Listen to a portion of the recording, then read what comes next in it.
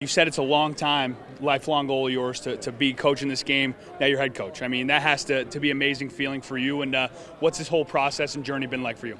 Yeah, when the Shrine asked me if I would be the head coach, when I accepted that night, I had to sit at my desk and kind of like digest it.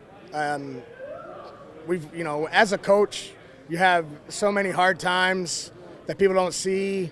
And sometimes you struggle with am I doing things right? Are we doing things right? Is the program where I am going in the right direction? And I think it was one of those like, hey, maybe you made it moments. And it's not just for that too. It's just an amazing cause. I mean, we're 35 years now. This is the 35th annual game, and I just am so honored to be leading the East Side and be a part of this.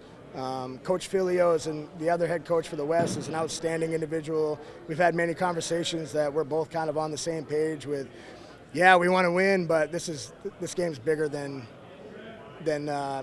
60 minutes of football. So I'm just extremely honored, and I'm having a hard time even putting it to words. It's one of those things that it's so hard to describe, and you just got to experience it, right? And can you talk a little bit about the fundraising efforts and what you've seen out of your team and their dedication to the cause? Yeah, I mean, in the last 35 years, this game has put almost probably now over $750,000 in net proceed back to the Shriners Children's Hospital. And Coach Filio and I, we made goals for our teams that we wanted to out-fundraise the last year's teams combined, and we're pretty close. We're pretty close, if not over it at this point. But you have high character individuals. This isn't just a game about these guys are super talented football players. They're also high character individuals. And you look at guys like our top fundraiser from Lewiston, Jeff Randall, the amount of money he put into it, that wasn't just from him sitting on a computer screen and begging, and he was running around, going to all these businesses, introducing himself,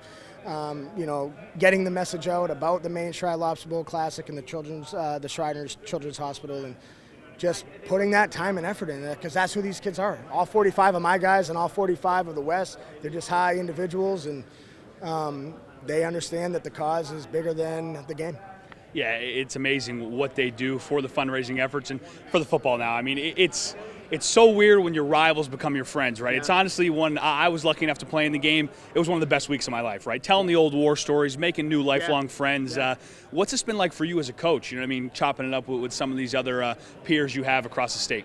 Yeah, I mean, multiple reasons. It's been unreal. I get to play in virtually the greatest football game in the state of Maine, or coaching it with my defensive coordinator, Matt Farnham. He's here doing this with me. My two guys, my guys that have been with me for 4 years, Bruce Coulter and Max Hopkins, I get one last time with them, and those two have done so much for my football program, and so to experience that with them is amazing. But just other things like Ryan Snell from Madomic,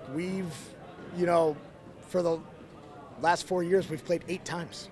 And we have a really respectful, healthy rivalry, but Madomic Valley has Porter Gahagan and Gabe last year. And for 4 years, we were in film studies at Herman trying to get my kids prepared to beat those guys. And now here we are preparing to beat somebody else with them. And they're two unbelievable individuals. And I get to coach with Dan O'Connell, where I started my coaching career. I was an assistant under Dan at John Bamps, and now the roles are reversed. He's my assistant, and I made him do dorm checks last night. I want you to put that in the news.